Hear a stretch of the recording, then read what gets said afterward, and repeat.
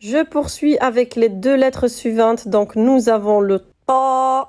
Donc, attention, c'est une lettre qu'on va prononcer un peu plus grave. Donc, ce n'est pas comme le t. Nous avons le ta et le va. Même le va, vous mettez pareil la langue entre les dents. Donc, c'est plus fort que le vel. Donc, c'est le son va. Pour les différencier, pareil, c'est très simple. C'est le point qui va venir se poser au-dessus de la lettre va. Et le ta, il est pareil, mais il n'a pas de point. Pareil pour ces deux lettres, ce ne sont pas des lettres de gorge, donc c'est des lettres que l'on va travailler dans la bouche et la langue. Donc pour le ta, c'est très simple. Nous allons prononcer avec les voyelles ta, tu, ti. Vous voyez comment elles sont graves et pas comme te, ti, tu. Vous voyez la différence?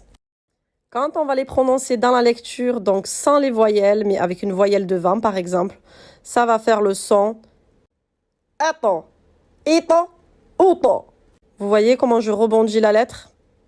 Rappelez-vous avec la lettre T qui est plus fine, ça faisait et, it, out. Vous voyez la différence avec la lettre ta? Donc ça fait attends, étant, autant. Petit exemple dans la lecture de la sourate Al-Fatiha, donc pareil, sayrata. Vous voyez le ta, on le reconnaît bien là dans la lecture. Donc on dit bien sayrata et pas sayrata. Ensuite, là, je vous ai sélectionné un début de verset pareil de la sourate Al-Buruj.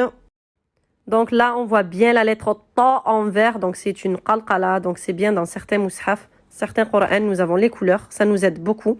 Donc nous allons dire inna batasha, inna batasha. Vous voyez? Inna bata, bata. Voilà, j'espère que vous avez compris que pour cette lettre, pour la prononcer, le son va sortir très grave. Allez, maintenant, on va s'attaquer à la lettre va. Donc, vous voyez comment je la prononce. Donc, vous mettez bien la langue entre les dents et vous sortez quand même le son A. Donc, va.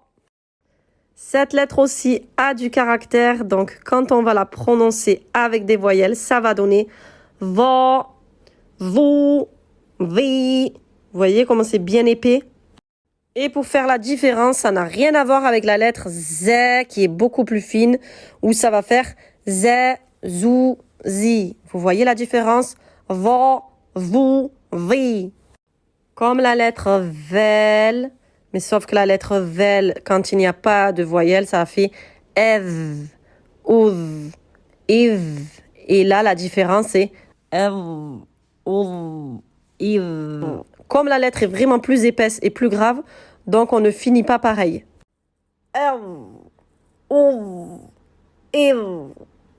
Là, pareil, obligé de vous trouver une lecture. Donc, j'ai pris le dernier verset. Du verset Ayat al-Kursi, justement. Donc, c'est le dernier passage où ça dit donc, vous voyez la lettre va. Donc, là, elle a une voyelle I. Donc, on dit the. Voilà pour ces deux lettres. J'espère que mes explications vous auront aidé.